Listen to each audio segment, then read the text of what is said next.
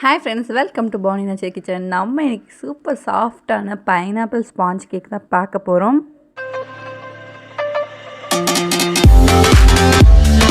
வாங்க எப்படி செய்யலான்னு பார்க்கலாம். அதுக்கு ஒரு பவுலில் 3 முட்டையை உடச்சி சேர்த்துருக்குறேன். நல்லா அடித்து எடுத்துக்கலாம். முட்டைனே கொஞ்சம் கூட தெரியாத அளவுக்கு நல்லா அடித்து எடுக்கணும்.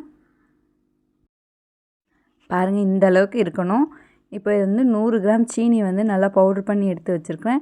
அதை மொத்தமாக சேர்த்துடக்கூடாது, கொஞ்சம் கொஞ்சமாக ஒரு 2 பேட்சாக சேர்த்து நல்லா கலந்து எடுத்துக்கலாம். நீங்கள் எலக்ட்ரிக் பீட்டர் வச்சு கூட நீங்கள் நல்லா பீட் பண்ணி எடுத்துக்கலாம். இதில் பண்ணாலும் சூப்பராக வருங்கிறதுக்காக தான் இது.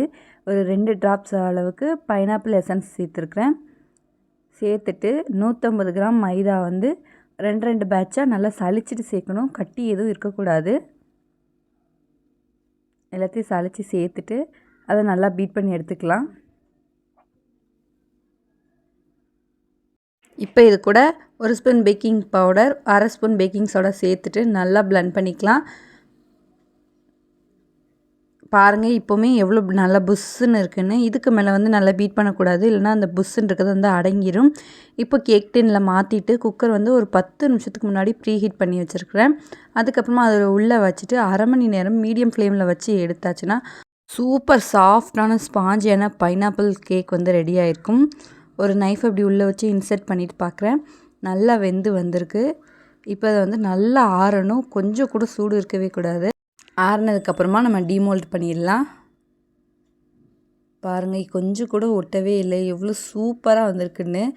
அவ்வளோ சாஃப்டாகவும் இருக்குது. நான் கொடுத்துருக்க அளவுகளை அப்படியே பண்ணுங்கள். அவ்வளோ சாஃப்டான டேஸ்டியான ஸ்பாஞ்ச் கேக் கிடைக்கும். இப்போ மேலே இருக்கிறத மட்டும் கட் பண்ணி எடுத்துக்கலாம். இதை அப்படியே கூட சாப்பிட்டுக்கலாம். மேலே இருக்கிறத நான் பீஸ் போடுறதுக்காக மேலே இருக்கிறத அப்படி கட் பண்ணியிருக்கேன். இப்போ பீஸ் போட்டு எடுத்துடலாம்.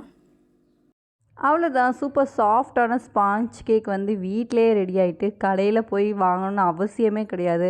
அவ்வளோ டேஸ்டியாகவும் இருந்துச்சு. ஓவனில் தான் பண்ணணுமா அப்படின்லாம் இல்லவே இல்லை. இது நம்ம வீட்டிலே இப்படி சுலபமாக குக்கரில் அழகாக பண்ணி எடுத்துட்டோம்.